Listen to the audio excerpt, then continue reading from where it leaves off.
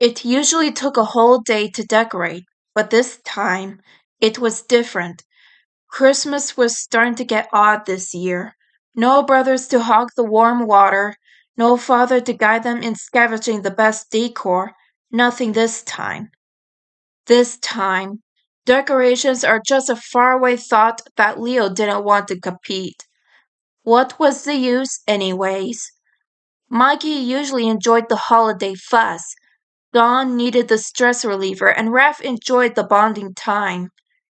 Even as children, decorating the lair was a family moment, a joyous occasion filled with memories throughout the years. It was always something that they would look forward to. They didn't have much money, but they always had the best of times. That's why when Christmas Eve dawn broke, Leonardo didn't want to be alone in the lair. It wasn't something he wasn't used to, wasn't something he liked. Too soon. Always too soon. He holds a small box in his hands, the wood aged and cracked, proof of their age. The cover was rudely fixed, the hinges rusted and flicking off in the teenager's hand. Yet, Leonardo keeps a tight grip. This box wouldn't look like much, but it held treasures immeasurable in money, now more than ever.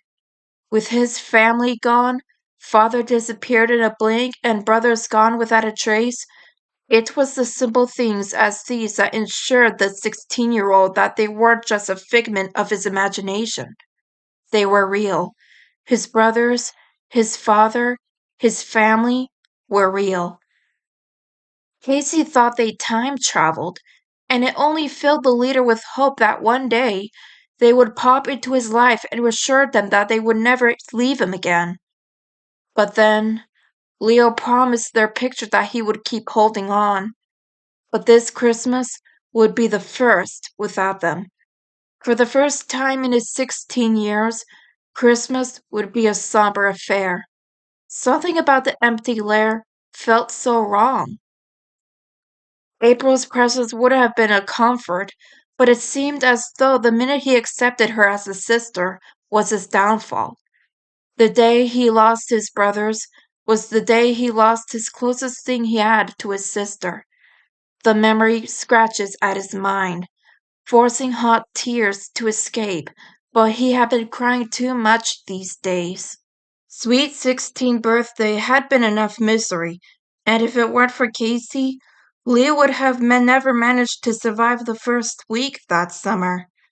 And even now, Leo finds himself grateful for the unexpected anchor that he found in the boy. The Jones had accepted him without compliment, mercy evolving into love, and Leonardo was proud to be called a part of their family. But nothing could replace his true place, his brothers. And the empty lair makes Leo want to curl up on the couch and cry again.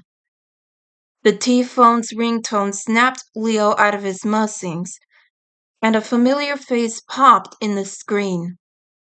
He smiles and reaches stiffly out for it. His voice croaks an answer. Yeah? A pause. Then Casey's gentle voice breaks through and put a wider smile on the turtle's face. Hey, Blue Turtle. You good? Lying would get him nowhere. This Leonardo he knew by now. He sighs, designating himself to clutching the little box in his hand. Actually, Case, The sob fills his throat before he could even stop himself, and Leo rambles out. I'm here with our old family decorations in the lair. Casey's intake of breath is sharp. Shell, you mean you're not at home? Leo shook his head. Dad let me come down here. Casey let loose a short curse, and Leo could just imagine the boy running a hand through his hair. My dad actually let you leave the house? Leo gave a small laugh, curling his arm around the box. I had a good reason. No shell. Casey muttered. You know what? Wait right here.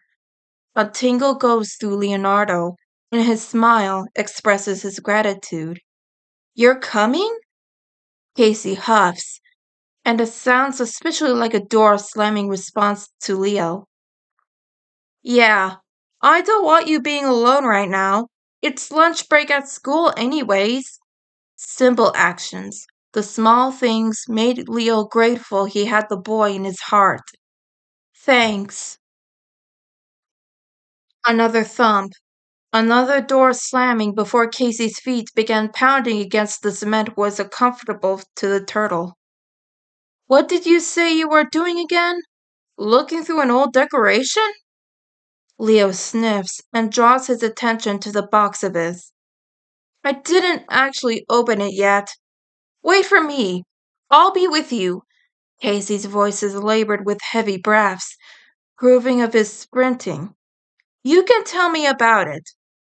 A clang that Leo knows is the manhole cover being shoved aside. There's a bunch of old stuff here. Another clang, and Casey whispers. Those are the best ones. The decorations with the memories behind them. Leo agrees with a chuckle, and his fingers trail over the rough material. Yeah, there's some ornaments in here that we made as toddlers. Casey's voice leaks at his interest. Oh, you mean the icky food ones by Mikey?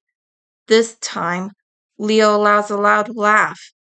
Some of them still had food stains. His voice gets soft. Donnie made some robotic ones. There's an angel that spins and lights in red, purple, orange, and blue. The footsteps reach the lair, and Leonardo swings his head around to reach the red face of his beloved friend. Though the blurry vision was interrupting the beautiful sight, the smile wasn't once deteriorated. Casey made his way over to Leo and plopped himself on the couch. He pointed to the box, and with a grin, Leo nearly teared up. Can you tell me the stories behind each and every one of those decorations? Leo promises he would, and he started by slipping off that old box cover. And this time, he was happy to have Casey by his side because maybe decorating wouldn't be so somber.